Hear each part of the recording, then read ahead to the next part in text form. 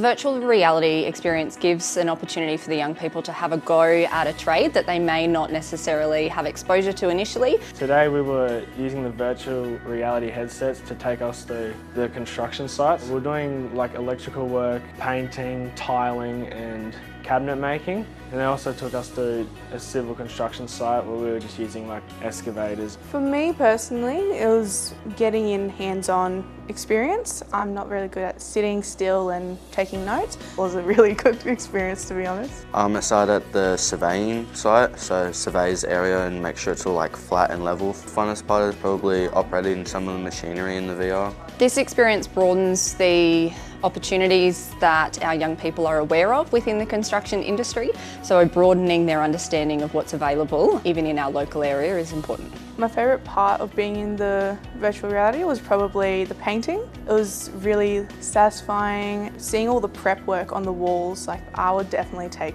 interest in painting. So partnering with Construction Pathways is an excellent opportunity for our school. So much better to be able to learn something hands-on than sitting in a classroom all of the time. And this virtual reality and what Construction Pathways have been able to do is brilliant in being able to open their eyes to that.